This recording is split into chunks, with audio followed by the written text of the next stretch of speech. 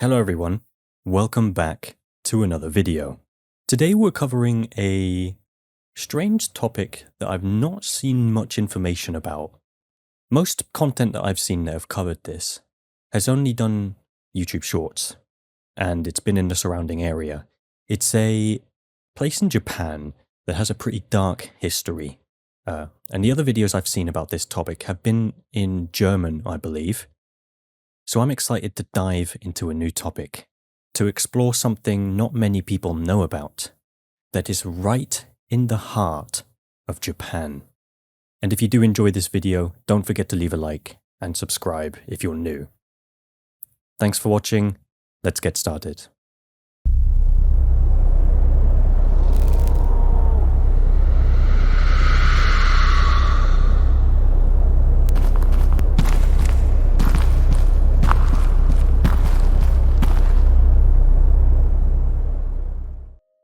On the night of August 8th, 1979, just before midnight, a group of students were cutting through Ikebukuro on their way home.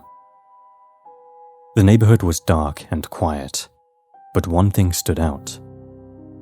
The new tower that had just joined Tokyo's skyline, a 60-story skyscraper in the middle of the city. As they walked, one of the students glanced up. At first, he thought it was just the usual glow of office windows. But then he noticed something odd. There were 3 distinct balls of light moving slowly yet purposely around the upper part of the tower. The students stopped and watched. The lights seemed to rise from somewhere below the building, then circle the upper floors like they were tracing the outline of the tower. After a few seconds, the lights faded out. The next day, their account spread throughout the community. Then one by one, the residents came forward.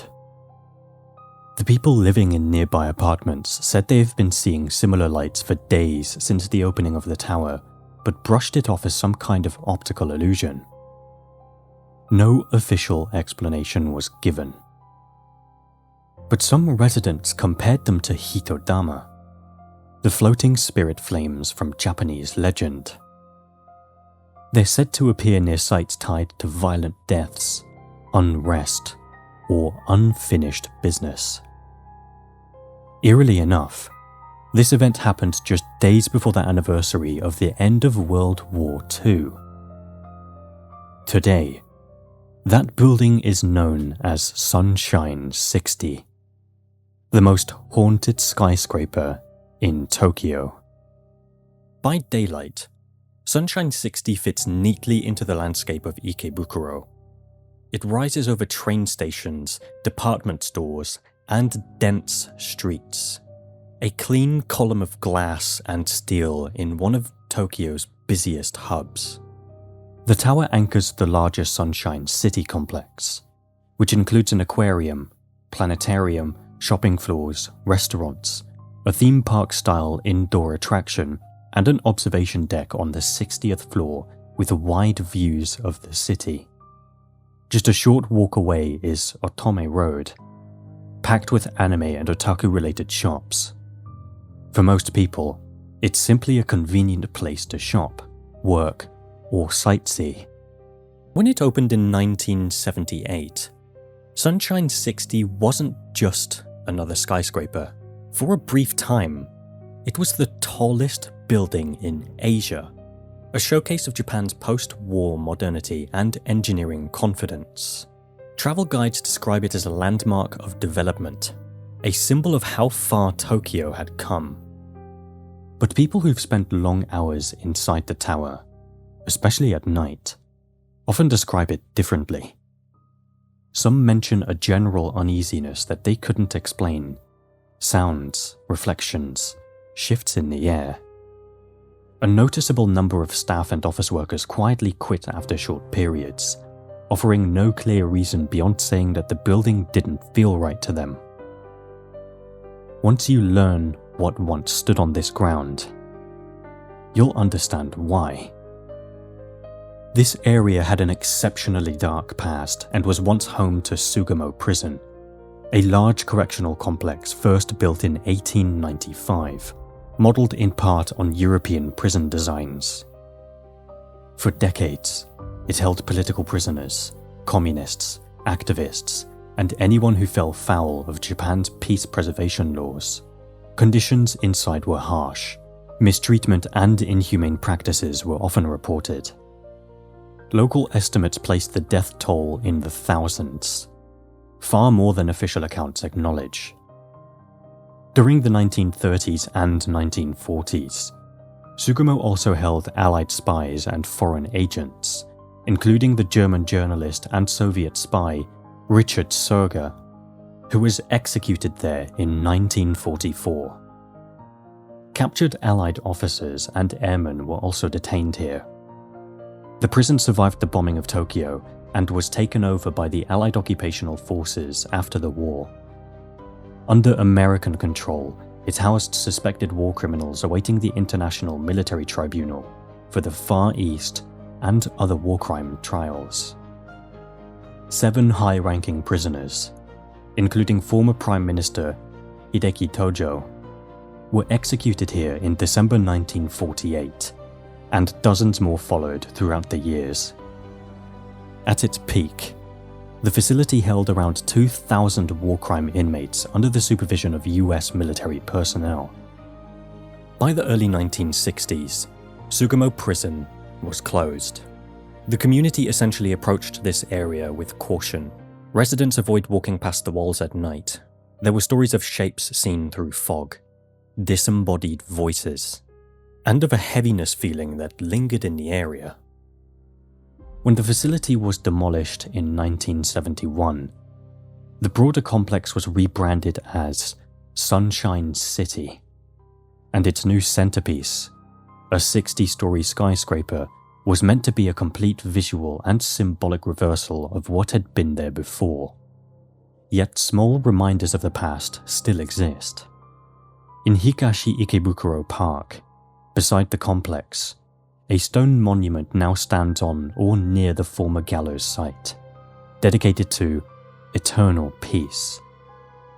Locals sometimes talk about hearing unexplained thuds in that area at night, as if something heavy has dropped nearby, only to find nothing.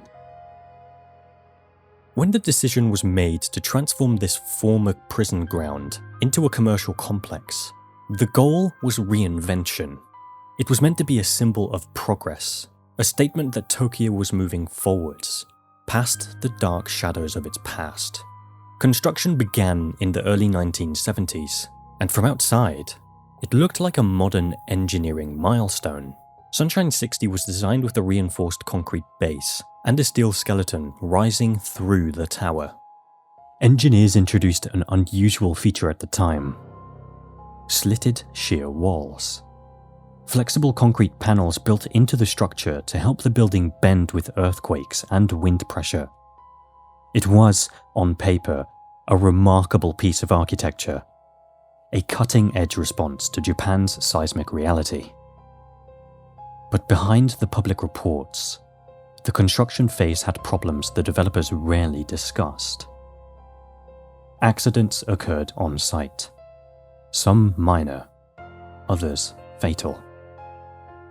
These were not unheard of for a project of this scale, but the frequency raised questions among workers. A few reportedly claimed that their equipment malfunctioned without explanation.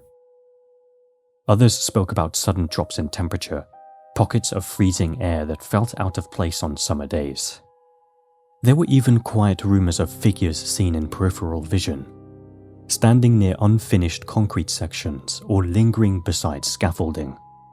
Nothing was captured on record, but the rumors spread to the nearby community. It was alleged that all the accidents were covered up by the developers as to not sabotage the project. The last thing they wanted was old stories about Sugamo Prison influencing the public perception of a new district. By the time the tower opened in 1978, Sunshine 60 was celebrated as the tallest building in Asia, an achievement that Japan was definitely proud of. All of a sudden, all the accidents and the horrors of the prison were forgotten. but it didn't take long until the stories resurfaced.